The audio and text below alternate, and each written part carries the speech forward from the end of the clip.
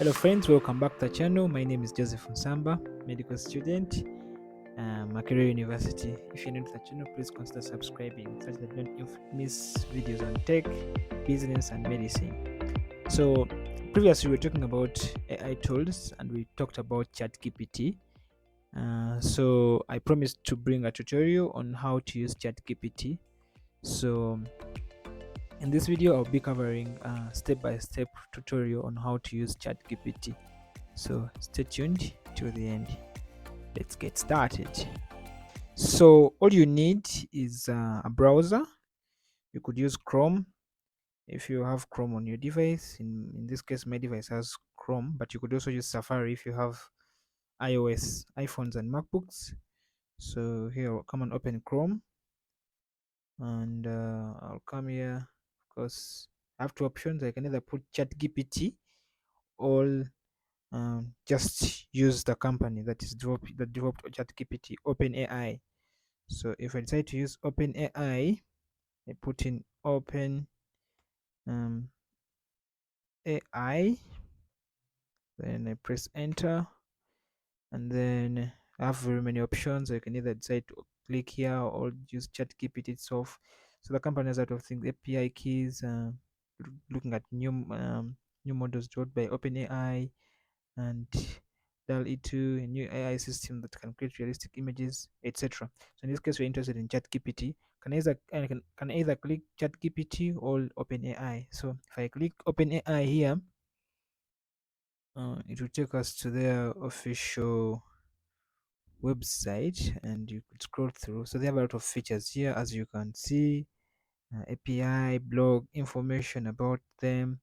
But our main interest is in ChatGPT, so we open ChatGPT here, and then um, it will take us to the page, this page, something like this: ChatGPT optimizing language models for dialogue. And you see a brief description of what ChatGPT is.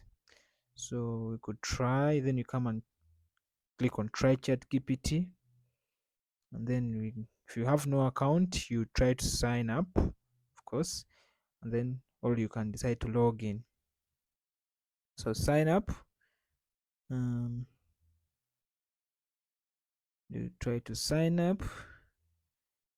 So you could decide to continue with Google or Microsoft. Unfortunately, I've not seen an option of continuing with Apple, so probably these two. So you'd have to have a Gmail account. So you can continue with Google if you would have an account, an existing account. So my account is here. I'll open up. Um,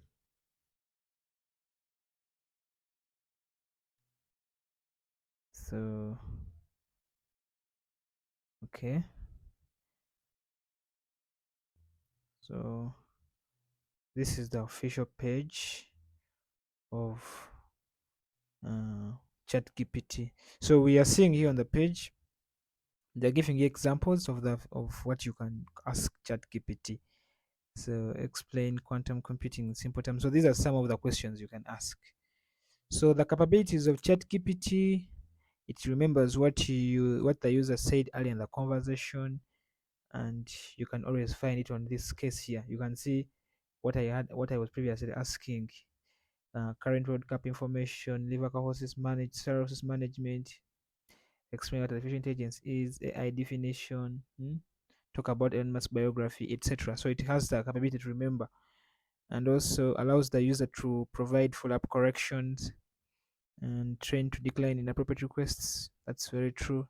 But of course, let's look at the limitations here, such that in case you find contradicting information, you're saying may occasionally generate incorrect information and may occasionally produce harmful instructions or biased content, limited in knowledge of world events after 2021. So don't be surprised if you put questions about the World Cup and then you have no definite answer. So anything beyond 2021, there are no legitimate answers. So this is simple. Just come here. Um, Let me see. I'm a medical student and I'm very interested about let me say I could ask about the liver. So let me say let me describe causes of of maybe hepatitis. Let me say hepatitis. So you press this and so you see it's giving me details of hepatitis, the different types of hepatitis A, you know, and a lot. So in the process as doing that, I can still give it another task. Let me ask it to write me a speech to give graduating medical students. Medical students. So so you can see it has given me everything about hepatitis.